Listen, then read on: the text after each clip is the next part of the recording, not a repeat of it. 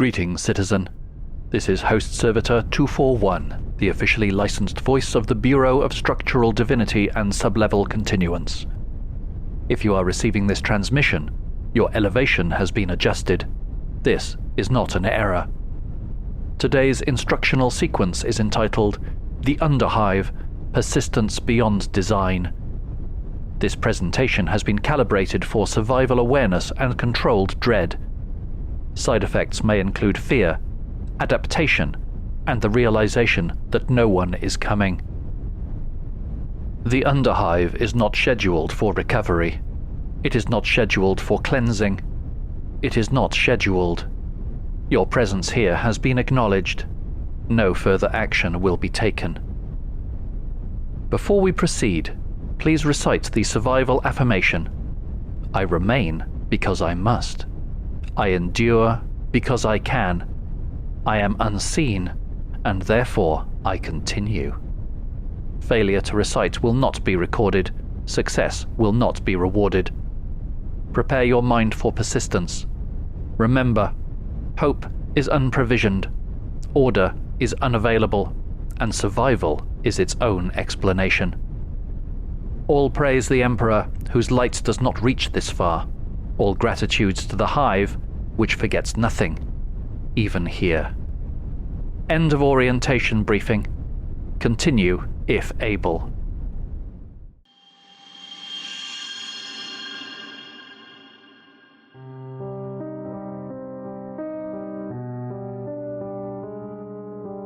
Beneath the industrial strata, below the furnaces, below the drills, below the levels where maps remain confident, lies a region not formally included in civic orientation materials. This region is commonly referred to as the Underhive. Officially, it does not exist. Unofficially, it is where things go when they are no longer required to be understood. The Underhive consists of collapsed transit routes, abandoned habitation blocks, obsolete infrastructure, unfinished expansions, finished expansions that were later reconsidered. It is a place of partial records, incomplete lighting, and corridors that were never assigned a purpose but somehow acquired one anyway. Population within the Underhive is unverified. Reports suggest the presence of deviants, mutants, unlicensed survivors, former citizens, unofficial continuations of discontinued personnel. These classifications are broad, flexible, and occasionally interchangeable. All Underhive inhabitants are considered non-compliant with vertical organization. This is regarded as a poor lifestyle choice. Environmental conditions are variable. Air quality ranges from hazardous to theoretical. Lighting is inconsistent, often failing to illuminate what it is intended to reveal, while occasionally illuminating things that were not previously present. Sound travels unpredictably, sometimes too far, sometimes not at all. Navigation within the Underhive is discouraged. Corridors shift through structural collapse, unauthorized modification, and what has been described in several reports as layout disagreement. Maps degrade rapidly. Landmarks relocate. Distances become interpretive. Vermin Advisory, classification pending. Recent reports from lower industrial crews and unauthorized Underhive transmissions have described a new form of tunnel vermin. Initial classification: rodent, oversized. Revised classification: unconfirmed. Witness descriptions are broadly consistent. Creatures approximately the size of an adult human, hunched posture, rapid, uneven movement, observed traveling in groups. Limbs appear elongated. Eyes reflective in low light. Teeth sufficient. More concerning are the behavioral reports. The creatures are said to scavenge discarded materials, interfere with excavation equipment, observe from tunnel intersections without approaching, and withdraw when directly illuminated. and in several recorded instances, speak. Audio fragments captured from lower strata include a hissing, chittering vocalization consistent with non-human communication. Layered beneath those sounds are phonetic structures resembling our language. Words have been partially identified. Food, warm, up, build, and in one heavily corrupted recording, again, yes, yes. Attempts to locate the source of these creatures have been inconclusive. Exploration teams sent into affected sectors have failed to return. This has been attributed to structural instability, navigation failure, or poor decision-making. The possibility of external interference has not been formally acknowledged. The existence of organized intelligent vermin within the Underhive is considered unlikely. The existence of any population capable of surviving unregulated depths, developing language, avoiding detection, or returning from extinction is doctrinally inconvenient and therefore does not exist. Citizens are reminded the Underhive is not a place, it is a condition, a state of being beneath relevance. Those who descend into it do so voluntarily. Those who do not return have chosen to remain. So, if you hear movement in maintenance corridors below your assigned level, if you hear voices where no citizens are registered, if those voices sound almost like language, but not quite, do not investigate. Do not respond. Do not answer if your name is spoken incorrectly. Gloriana is complete. All life within it is accounted for. Nothing moves in its depths that has not been authorized. If something is building down there, it is not part of the plan, and the plan, as you have been assured, has always been complete. Beneath the industrial strata, below the noise, below the heat, below the reassuring certainty that something is being made, lie the lower strata. These are the foundations of Hive Gloriana. They support everything. They are rarely seen. They are almost never discussed. And for the most part, they are doing exactly what they have always done, holding the entire city up without complaint. The lower strata consists of load-bearing megastructures, reinforcement pylons, ancient transit voids, abandoned support grids, redundant systems that were never fully decommissioned, and several layers of architecture that no longer appear in official records but continue to function out of habit. These are not places designed for habitation, which is why they are occasionally inhabited.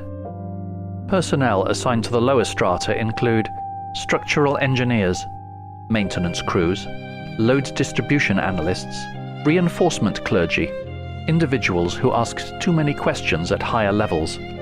Their work is vital, constant, and largely invisible, much like the forces preventing the entire city from collapsing into itself. Conditions in the lower strata are stable. This is defined as nothing has fallen down recently.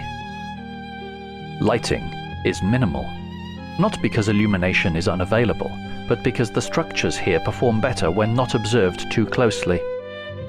Where light is present, it tends to flicker. Where it does not flicker, it hums. Where it does neither, it is best not to rely on it. The architecture in these levels is varied. Some sections match the known construction patterns of Gloriana: clean lines, reinforced angles, predictable load paths. Other sections do not. These areas feature curved supports where no curvature is required, angles that do not align with the levels above, materials that resist identification, corridors that lead to places the map insists are not there. These irregularities have been classified as legacy reinforcement anomalies. They are considered structurally beneficial, in that they have not yet caused a collapse.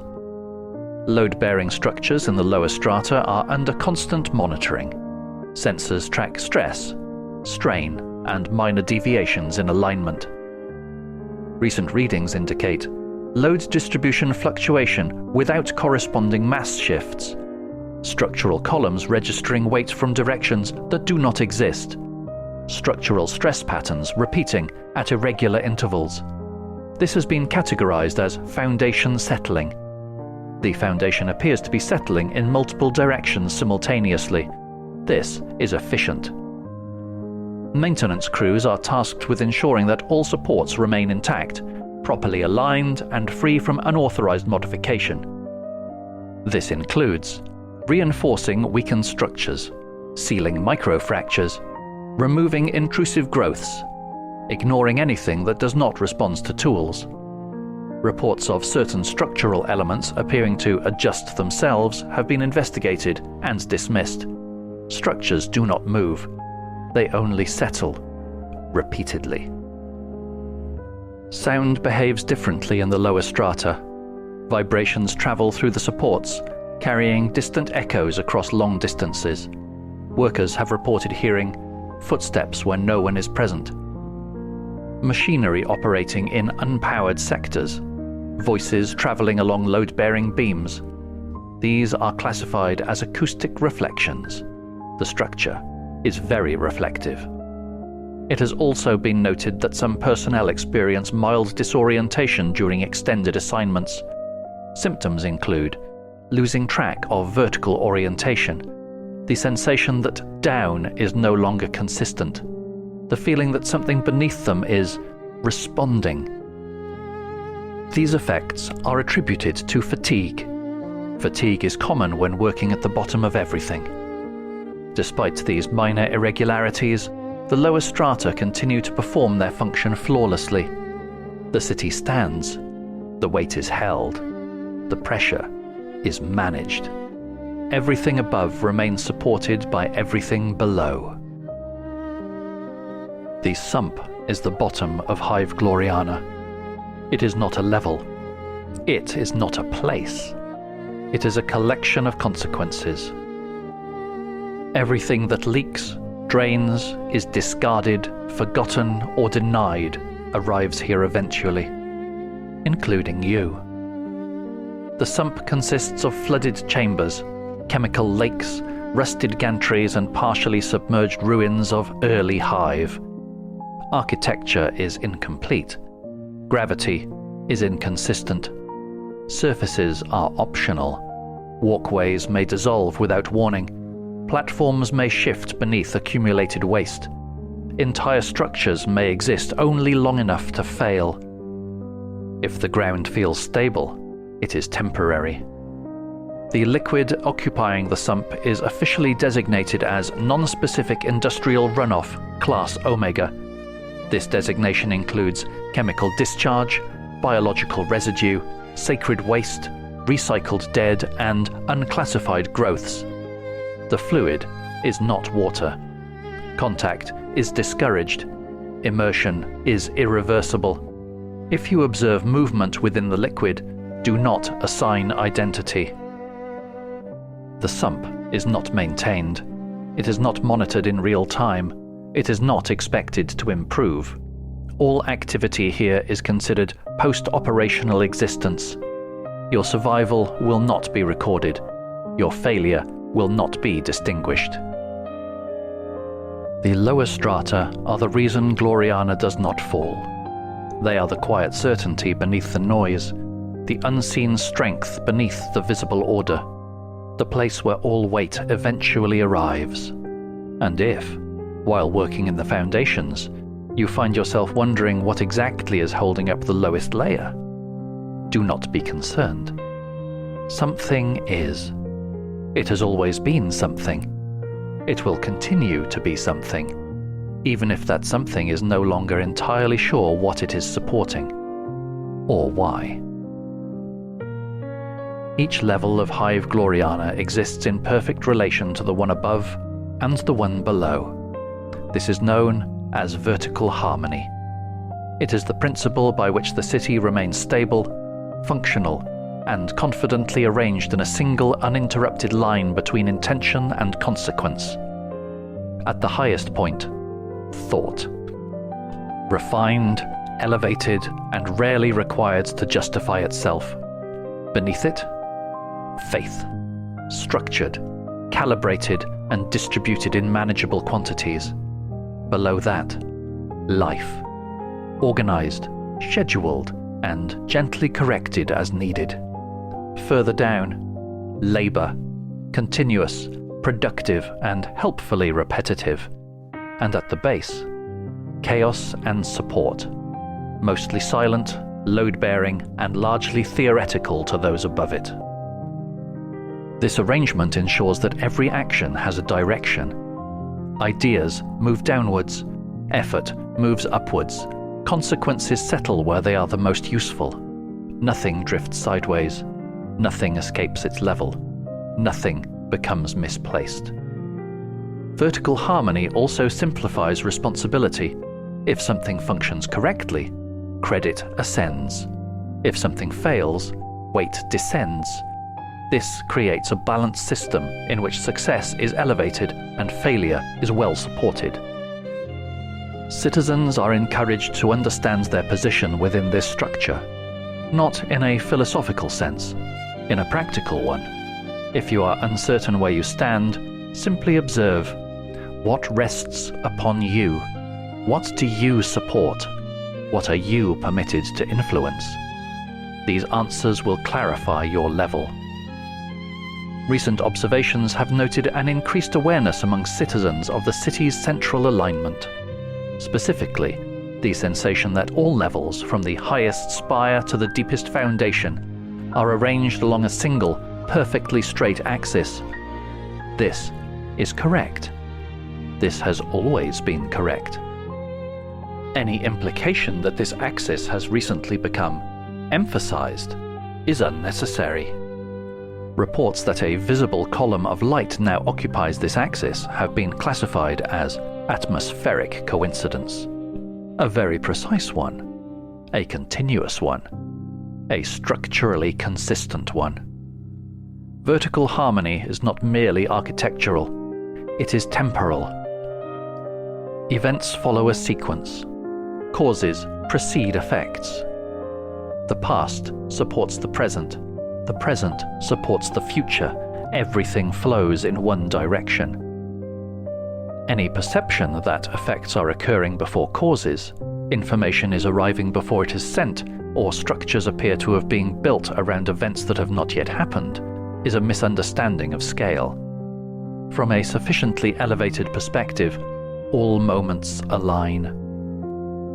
Vertical harmony ensures that Gloriana remains a single, unified system, a structure in which everything is connected, everything is supported, and everything is exactly where it should be.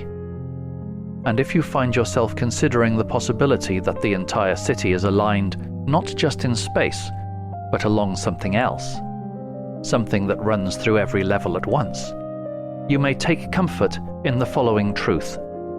The alignment is intentional. It has always been intentional. What it is aligned to has not yet been determined and does not require further discussion.